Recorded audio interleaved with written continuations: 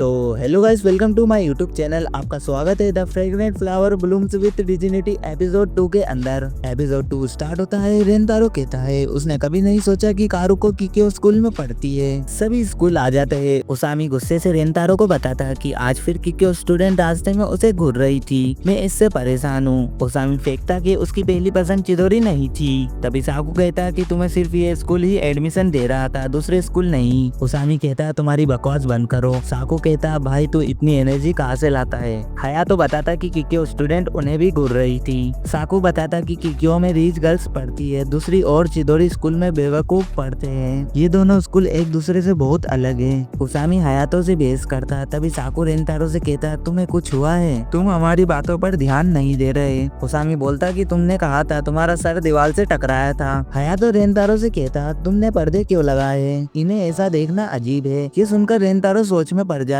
उसामी रेंतारो से बोलता कि क्यों बिल्डिंग गिरने से तुम्हारा मूड अच्छा नहीं होगा। रेंतारो चिल्लाते हुए कहता ऐसा नहीं है। सभी रेंतारो को देखने लगते हैं। साकू बोलता है तुम्हें क्या हो गया है। रेंतारो कहता है मुझे माफ करना, बस सूरज की तेज रोशनी की वजह से पर्दे लगाए हैं। रेंतारो के दोस्त कहते हैं भाई तुझे तो गर्मी पसंद है और तू हमेशा इन्हें खुले रखता है। रेंतारो कहता है आज मेरी इच्छा हो गई इन्हें बंद करने की। टीचर पढ़ा रहे होते। रेंतारो सोचता है कि पर्दे लगाने की वजह से कारुको घबरा गई। रेंतारो को टेंशन होता है कि कारुको उसकी शॉप पर कभी नहीं आएगी। रेंतारो सोचता है कि उसका कारुको के साथ होना उसके लिए अच्छा नहीं होगा क्योंकि वो किक्यो से है। उसामी रेंतारो से कहता है कि आज तुम फ्री हो तो घूमने चलते हैं। रेंतारो देखता कि आज शॉप में उसकी जरूरत नहीं है। वो उसामी से हाँ कहता और पूछता कि हम कहाँ जा रहे हैं। उसामी बोलता गाना गाने। रेंतारो बोलता कि वो पिछली बार नहीं गया था इसलिए वो दिल खोल कर गाएगा। उसामी बोलता कि वो पहले से ज्यादा स्कोर करेगा और वो एक नए गाने की प्रैक्टिस कर रहा है। तभी उनकी नजर पड़ती कि बाहर इतने सारे स्टूडेंट्स क्या कर रहे हैं। वो सब वहाँ जाते हैं। उसामी पूछता कि यहाँ क्या हो रहा है। वो कहते कि किक्यो की लड़की किसी का इंतजार कर रही है। रेंतारो कारुको को देखकर शॉक्ड होता और सोचता कि कारुको यहाँ क्या कर रही है। उसामी उसके पास जाकर कहता तुम चिदोरी के बाहर क्या कर रही हो। साकू बोलता कि वो किक्यो से है इसलिए उसामी गुस्से में है। कारुको बोलती है मैं किसी का इंतजार कर रही हूँ। उसामी उस पर गुस्सा करता। तभी रेंतारो उसे खींचकर पकड़ लेता और कहता उसे डराना बंद करो। रेंतारो कारुको से माफी मांगता। कारुको कहती कोई बात नहीं। उसामी बोलता कि वो किसका वेट कर रही है और वो चिदोरी में किसे जानती है। उसामी गुस्सा होने लगता। तभी वो रोते हुए रेंतारो से बोलता उसे उसकी बंदी देखकर जलन हो रही है, उसे भी एक गर्लफ्रेंड चाहिए। कारुको की दोस्त उसके पास आती और कहती तुम्हें यहाँ नहीं होना चाहिए, वापस स्कूल में चलो। किक्यो गर्ल्स बोलती है कारुको बेवकूफों के बीच क्या कर रही है। कारुको की दोस्त उसे कहती है कि अच्छा है यहाँ होसीना नहीं है। वो कारुको को लेकर जाने लगती। उसामी कहता मेरे से टकराने के लिए सॉरी तो बोल दो। तभी किक्यो गर्ल्स उसके हाथ झटक देती। उसामी उन पर गुस्सा करता मैं तुम्हें अगली बार देख लूंगा। रास्ते में उसामी कहता है कि ये हमेशा मेरे साथ ही क्यों होता है। साकू बोलता कि स्टार्ट तो तेने करा था। हयातो बोलता कि उस किक्यो लड़की को क्या चाहिए था। उसामी बोलता कि मैं उसका बाप हूँ जो मुझे पता होगा। रेंतारो सोचता कि कारुको उससे मिलने आई थी या फिर वो चिदोरी में किसी और को जानती है। रेंतारो के दोस्त उसे देखकर बोलते हैं भाई तूने इतना अजीब चेहरा क्यों बनाया है, तू पहले से ज्यादा डरावना लग रहा है। उसामी बोलता है भाई तू मुझे हमेशा डराया मत कर। रेंतारो सोचता उसे नहीं पता लेकिन उसके अंदर एक खुशी महसूस हो रही है। उसे लगता कि उन्हें दोबारा नहीं मिलना चाहिए। ये सभी गाना गाते और पार्टी कर रहे होते। साकू रेंतारो से पूछता कि अगला गाना कौन सा लगाया है। रेंतारो बताता कि वो अभी ऐड कर रहा है। साकू रेंतारो को देखने लगता। उसामी बोलता कि उनने हाई स्कोर नहीं किया।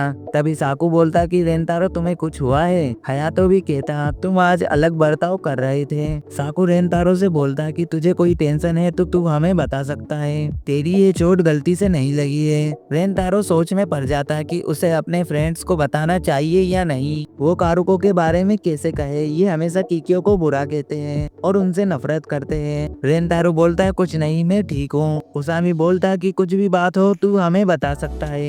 हयातो बोलता अगले गाने से मूड फ्रेश करते हैं। रेंतारो कहता कि उनने गाना ऐड नहीं किया। उसामी बोलता कि उसने उसके लिए पहले से ही गाना ऐड कर दिया है, ये लो माइक और गाना गाओ। रेंतारो साकू से बोलता तुझे मेरी वजह से चिंता हुई उसके लिए सॉरी। साकू बोलता है मैं भी ज्वाइन हो रहा हूँ, मुझे भी माइक दो। उसामी बोलता ऐसा तो बहुत कम होता है। रेंतारो घर के रास्ते जाते हुए कहता कि ज्यादा गाने की वजह से उसका गला दुख रहा है। रेंतारो नोटिस करता कि अभी तक उसकी शॉप बंद नहीं हुई। रेंतारो अंदर जाता तो वो देखता कि वहाँ कारुको बैठी है। रेंतारो कारुको से पूछता है तुम यहाँ क्या कर रही हो। कारुको उसे जवाब देती कि उसे आज के हंगामे के लिए माफ करना। उसे नहीं मालूम था कि चिदोरी और क्यूक्यो के बीच बात इतनी बढ़ जाएगी। रेंतारो कहता तुम्हें ऐसे झुक के माफी मांगने की जरूरत नहीं है। रेंतारो की मम्मी आती और कहती तुम्हें इतनी देर क्यों हो गई, तुम मुझे फोन करके बता सकते थे, कारुको तुम्हारा कब से वेट कर रही है। रेंतारो की मम्मी कारुको से कहती कि तुम्हारे पास टाइम हो तो तुम ये केक खा सकती हो। कारुको कहती कि उसे अब जाना चाहिए। तभी उसके पेट से भूख की आवाज आती। ये देखकर रेंतारो की मम्मी बहुत हंसती। रेंतारो की भी हंसी छूट जाती। कारुको शर्माती है। रेंतारो कारुको से बोलता है चलो साथ में केक खाते हैं। कारुको मान जाती है और वो केक खाकर बहुत खुश होती है। रेंतारो सोचता है कारुको केक खाते हुए कितनी क्यूट लगती है। कारुको बोलती है तुम्हारे दोस्त को चोट तो नहीं लगी। रेंतारो बोलता वो ओसामी है और वो बहुत मजबूत है, उसकी चिंता मत करो। ये सुनकर कारुको रिलैक्स फील करती है। रेंतारो कारुको से पूछता कि वो स्कूल के बाहर क्या कर रही थी। रेंतारो कारुको से पूछता कि वो स्कूल के बाहर क्या कर रही थी। कारुको बताती कि वो रेंतारो से मिलने आई थी।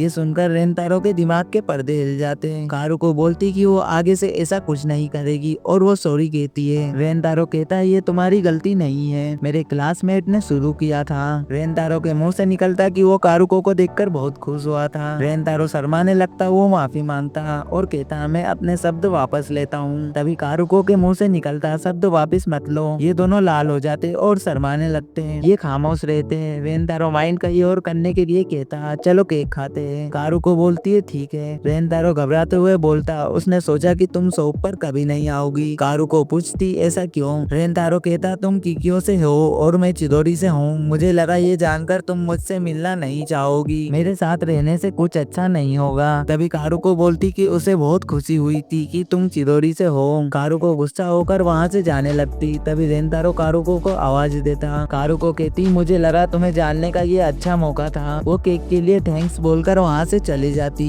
रेंतारो उसे ऐसा देखकर सोच में पड़ जाता कि उसने ऐसा फेस क्यों बनाया, उसने उसे दुखी कर दिया। रेंतारो की मम्मी आती, वो कारुको के बारे में पूछती लेकिन रेंतारो कुछ जवाब नहीं देता, वो खामोश रहता। रेंतारो अपना फेस मम्मी की तरफ घुमाता। मम्मी उसे देखकर डरती। मम्मी उसके पास जाकर कहती तुम ठीक हो, मैंने राक्षस को पैदा नहीं किया है। मम्मी रेंतारो को अपने साथ ले जाती। रेंतारो उन्हें सारी बात बता देता। मम्मी रेंतारो के सर पर उंगली से मारती जिससे रेंतारो को दर्द होता। मम्मी कहती तुम्हें कारुको को इतनी रात में अकेले घर नहीं जाने देना चाहिए था। रेंतारो कहता है कारुको को मेरे बारे में जानना अच्छा लगता है, उसे समझ नहीं आ रहा वो क्या करे। मम्मी सोचती है मैंने कहा बेवकूफ औलाद पैदा कर ली। रेंतारो मम्मी से पूछता है कारुको किकियो से होकर भी मुझे देखना क्यों चाहती है। मम्मी बताती है तुम उसके साथ वैसा ही बर्ताव कर रहे हो जैसे सब तुम्हारे साथ करते हैं। सभी तुम्हें लुक से जज करते हैं जो तुम्हें पसंद नहीं। तुम्हें पता चला वो किकियो से है, तुमने अलग बर्ताव करा, लेकिन जब कारुको को पता चला तुम चिदोरी से हो, उसने नॉर्मल बर्ताव करा। तुम उसके बारे में गलत सोचते हो। रेंतारो सोच में पड़ जाता है कि शुरू से सभी लोग उसके फेस और बेकरी शॉप का मजाक बनाते थे। उसने भी कारुको के साथ वैसा ही करा, उसे बोलकर कि तुम किकियो से हो। रेंतारो अपने मुंह पे मुक्का मारता। मम्मी कहती तुम्हें क्या हो गया। रेंतारो कहता मैंने कारुको के साथ वैसा ही बर्ताव करा जैसा सभी मेरे साथ करते थे। फाइनली रेंतारो को समझ आ जाता, वो अपनी मम्मी को थैंक्स कहता। दूसरे दिन कारुको स्कूल जाती। वो रेंतारो को स्कूल के बाहर देखकर शॉक्ड होती। वो रेंतारो से पूछती तुम यहाँ क्या कर रहे हो। रेंतारो कहता मैंने सोचा अगर मैं जल्दी आ जाऊँ तो तुम्हें देख पाऊंगा। रेंतारो कल के लिए कारुको से माफी मांगता और कहता मैंने तुम्हें कल उदास कर दिया, उसके लिए सॉरी। ये सुनकर कारुको रोने लगती।